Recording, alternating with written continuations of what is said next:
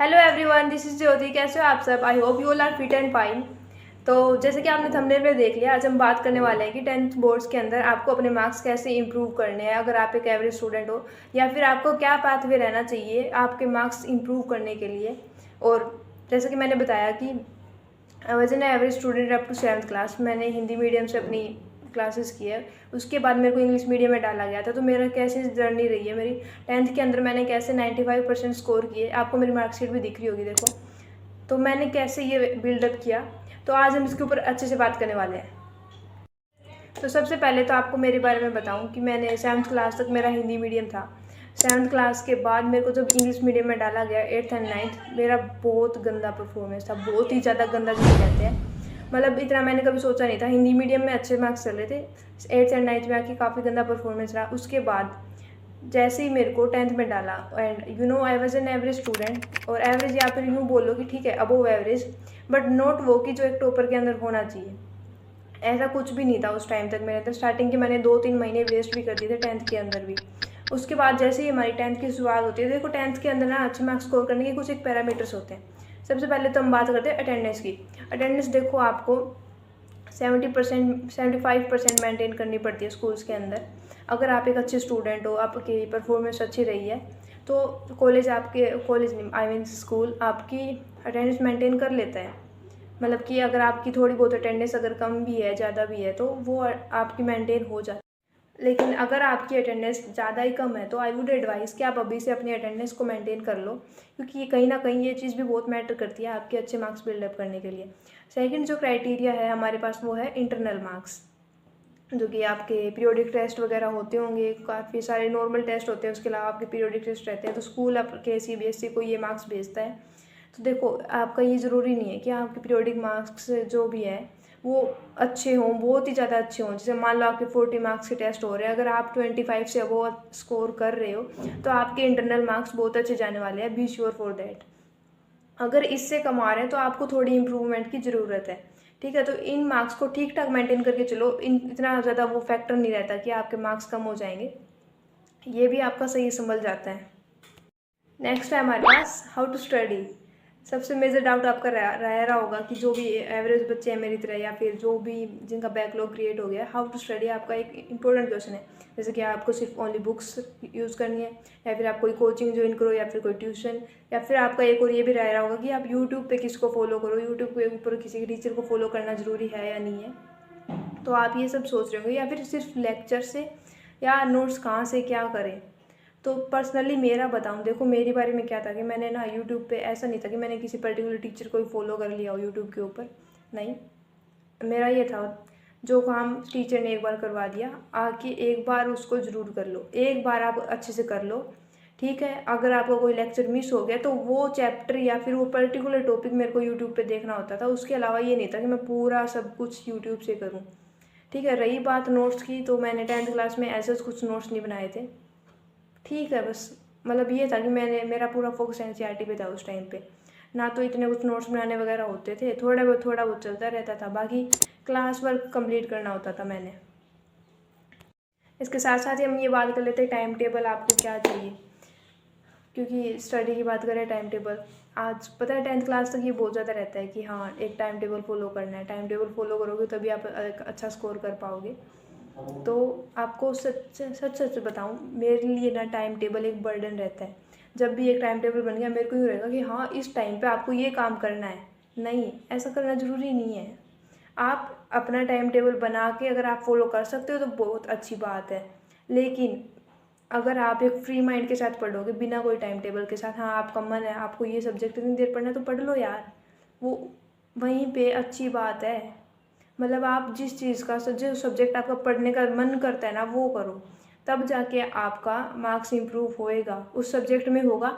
उसके बाद अगर आप कोई सब्जेक्ट पढ़ने का मन ही नहीं कर रहा ना, उसके लिए हाँ ये होता है कि इसके लिए टाइम टेबल बनाया जाए। लेकिन अगर आपके सब्जेक्ट पढ़ने का मन कर रहा है, बारी बारी से आप सारे सब्जेक्ट कर रहे हो, तो टाइम टेबल की आपको कोई ज़रूरत नहीं है, जैसा कि मैंने किया था। तो अगर पर्टिकुलर सब्जेक्ट्स की बात करें, जैसे कि हम मान लेते हैं हिंदी, स्टार्टिंग में हिंदी लेते हैं, तो हिंदी के अंदर आपको इतना कुछ करना ही नहीं है, कुछ ही नहीं करना। मतलब यार आप अपने टीचर को ध्यान से सुनो, ठीक है। एक बार उनको करवाने के बाद रूम पर आकर के या फिर आप जहाँ भी घर पे जा कर के एक बार आप अपना सारा सिलेबस उसको जो भी करवाया है उसको गो थ्रू हो जाओ उससे, ठीक है। एनसीईआरटी के अंदर आपके क्वेश्चन दिए होंगे, आपको या तो टीचर आपको करवा देंगे या फिर आप खुद से उनको करने की कोशिश कर लो। बस इतना कर लिया। हिंदी के अंदर कुछ भी नहीं है, ऐसे ग्रामर, ठीक है, ग्रामर का अलग पोर्शन रह जाता है। हिंदी के अंदर आप जितना लिखोगे और जितना अच्छा लिखोगे उसके मार्क्स हैं। और पता है मेरा पर्सनल एक्सपीरियंस बताऊँ, मैंने हिंदी में क्या किया था जब हमारा प्री बोर्ड्स चल रहे थे, और हिंदी का मैंने सिर्फ 2 दिन पहले पूरा सिलेबस कवर अप किया। उसको करने के बाद मतलब क्या था कि जितने भी चैप्टर थे उनको पढ़ लिया, सारे क्वेश्चन से एक बार गो थ्रू हो गए। मेरे को ये था कि हर चैप्टर की मेरे को स्टोरी पता है, मेरे को आंसर क्या लिखना है। मेरा टेस्ट हुआ, मतलब प्री बोर्ड्स हुए, उसके बाद जब रिज़ल्ट आया मेरे हिंदी के अंदर मार्क्स पूरे थे, पर मैंने गड़बड़ पता कहाँ की थी, मैंने नाम में तो लिखा था कि हिंदी और विषय जो थी, तो ऐसी गड़बड़ी मैंने की थी। हाँ, क्योंकि वो एक बर्डन था, एक तरह का बर्डन था, क्योंकि 2 दिन पहले सारा सिलेबस कवर अप करना, ठीक है, ऐसा ही होता था। तो हिंदी में देखो आपको कुछ नहीं करना, बस अपने टीचर को अच्छे से फॉलो कर लो।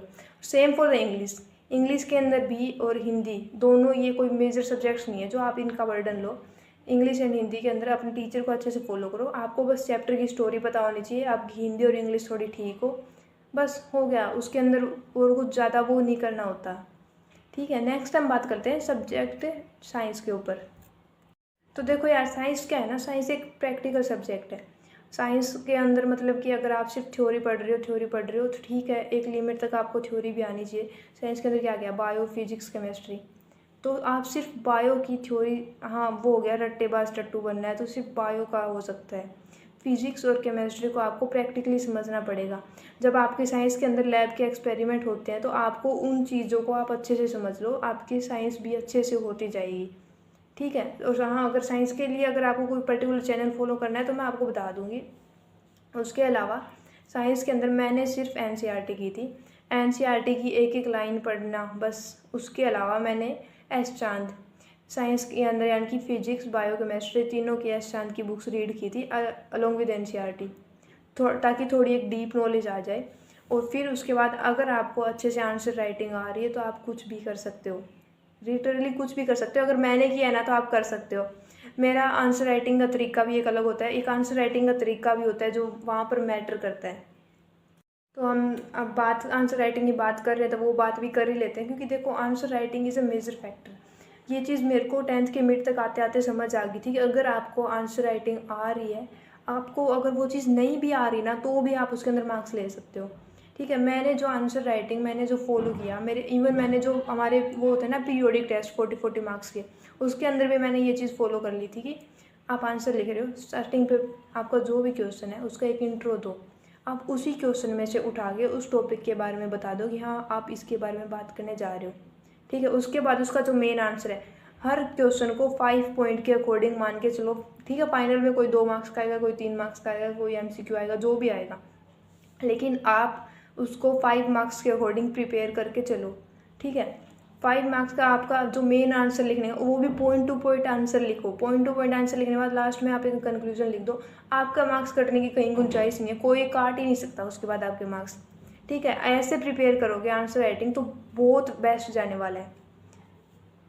नेक्स्ट जो है कि शुड वी डू PYQ हमें करने चाहिए नहीं करने चाहिए। तो देखो अभी आपका PYQ करने का टाइम नहीं चल रहा, अभी आपको सिर्फ अपने करिकुलम पे फोकस करना है। अभी आपको PYQ कब करने होंगे यार, जब आपकी विंटर वेकेशन हो, जब आपको ऑलमोस्ट प्री बोर्ड तक का आपका सारा सिलेबस एक बार कंप्लीट हो चुका है, आपके प्री बोर्ड चल रहे, तब आपको PYQ करने होते हैं।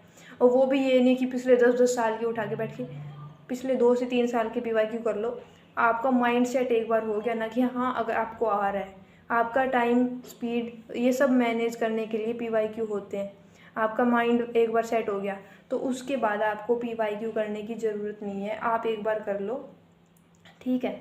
हाँ, हमारे बारे में क्या था कि जो मैथ्स के अंदर वो हुआ था कि बेसिक और एडवांस के ऊपर शिफ्ट कर दिया था, क्योंकि आधे बच्चे बेसिक मैथ्स चूज़ कर रहे थे, एडवांस मैथ्स चूज़। उस टाइम हमें एक्सट्रीम प्रैक्टिस करनी पड़ी थी, क्योंकि कुछ नहीं पता था एडवांस मैथ्स के अंदर कितने क्वेश्चन कैसे आने वाले हैं। हाँ, तो हमने मैथ्स के बहुत ज़्यादा PYQ किए थे, हमने पिछले 10-15 सालों के PYQ किए थे। मेरे मैथ्स के अंदर स्कोर भी अच्छा था, ठीक है। तो मेरे 3 सब्जेक्ट्स के अंदर स्कोर था 95 और 2 के अंदर शायद 97 था, ऐसा कुछ स्कोर था मेरा। तो ये देखो, कुछ नहीं करना था, बस आराम से गो थ्रू एक लीनियर जर्नी, आपके पास अभी बहुत ज़्यादा टाइम है। इसके अलावा अगर आपके कुछ भी डाउट रह गए हो तो अभी भी आप कमेंट कर देना। नेक्स्ट वीडियो में हम पर्टिकुलर सब्जेक्ट्स के ऊपर भी बात कर लेंगे कि इस सब्जेक्ट को आप कैसे और कौन से टीचर को फॉलो करके करो। ठीक है, तो डोंट वरी, बहुत ज़्यादा टाइम है, अच्छे से प्रिपेयर करो, सब हो जाएगा। बाय।